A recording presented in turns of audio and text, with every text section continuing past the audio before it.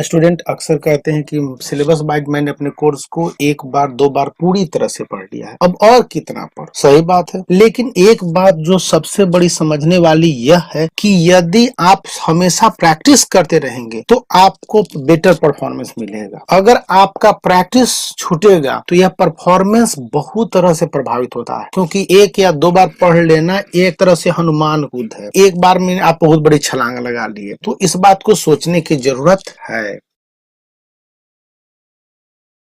दूसरी सबसे बड़ी बात स्टूडेंट के दिमाग में यह उठती है कि उनको अपने सब्जेक्ट में परफेक्शन कैसे आएगा। मैथ को रेगुलर बना रहे हैं, साइंस के हमेशा टच में है कि ठीक है, आप अपने सब्जेक्ट को कंटिन्यूअसली पढ़ रहे हैं और आप सब्जेक्ट में परफेक्शन की उम्मीद करते हैं ताकि कोई गलती ना हो एग्जाम में। लेकिन full perfection in all subject is just like a myth. बड़े बड़े स्कॉलर कहते हैं कि परफेक्शन नाम की कोई चीज नहीं होती। यदि आप एग्जामिनेशन में परफॉर्मेंस देने जा रहे हैं तो इस बात को याद रखें कि आपकी प्रिपरेशन कैसी है और आप अपने प्रिपरेशन का एग्जामिनेशन हॉल में प्रेजेंटेशन कैसा देते हैं। परफेक्शन के पीछे न जाके अपने प्रिपरेशन और उसको इम्प्लीमेंटेशन पर ध्यान दे तो सबसे बड़ी बात होगी। तीसरी सबसे बड़ी उलझन स्टूडेंट के जहन में रहती है कि देखिए, मेरे फ्रेंड की तैयारी पूरी है, उसने बहुत अच्छी तैयारी कर ली है, मेरी तैयारी नहीं है। स्टूडेंट अपना कंपैरिजन अपने फ्रेंड से करते हैं और उसकी तैयारियों का हवाला देते हैं।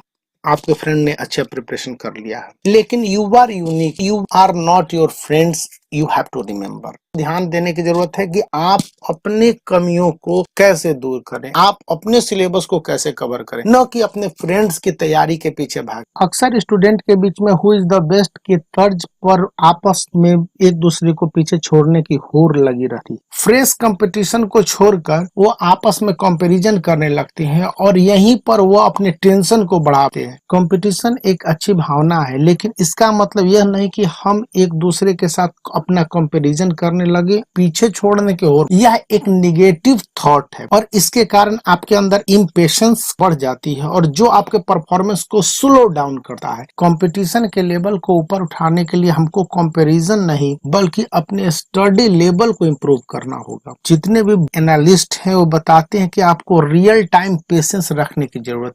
अधिकतर स्टूडेंट इस बात की शिकायत करते रहते हैं कि मेरा वह दोस्त 12 से 15 घंटे पढ़ता या पढ़ती। कोई भी स्टूडेंट 12 से 15 घंटे प्रत्येक दिन कैसे पढ़ सकता है? 24 घंटे के एक दिन में 7 घंटे स्कूल में बीत जाते हैं और 7 घंटे की नींद होती है, तो हमारे पास 10 ही घंटे बचते हैं। यह एक टफ फैक्टर है कि आप 10 घंटे का every day study time maintain करते, और ऐसे में अगर कोई स्टूडेंट यह क्लेम करता है तो मानो वह एक इम्पॉसिबल टास्क यानी एक टफ फैक्टर को अचीव करता है। कुछ स्टूडेंट ऐसा कर सकते हैं, लेकिन ऐसा पाया गया है यह एक मैटर ऑफ सेल्फ प्राइड है जो अपने फ्रेंड्स को इम्प्रेस करने के लिए की जाती है।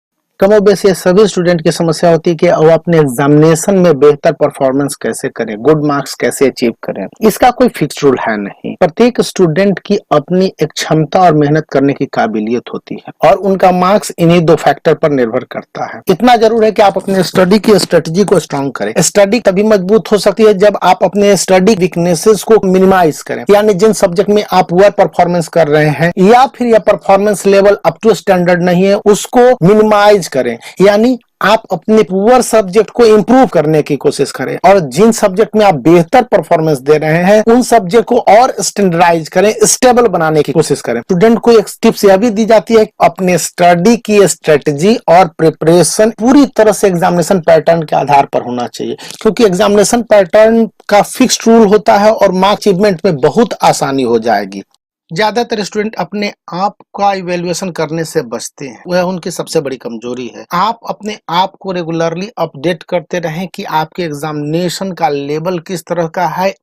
किसी भी एग्जामिनेशन का रिक्वायरमेंट और एक स्टूडेंट का लेवल में डिफरेंस होता है और यह गैप जितनी जल्दी भर दिया जाए उतना ही बेहतर परफॉर्मेंस देखने को मिलता है और इसके हिसाब से आप अपने स्ट्रेंथ को इम्प्रूव करें। यहाँ पर पॉइंट यह है कि आप अपना रेगुलर असेसमेंट करने के लिए एक टेबल भी बना सकते हैं और फिर वीक सब्जेक्ट पर थोड़ा ज्यादा फोकस करने की कोशिश करें। स्टूडेंट को अपने सब्जेक्ट वाइज टेस्ट में भाग लेना चाहिए। ओवरऑल टेस्ट की बजाय सब्जेक्ट वाइज टेस्ट से स्टूडेंट का इवैल्यूएशन बेहतर ढंग से होता है।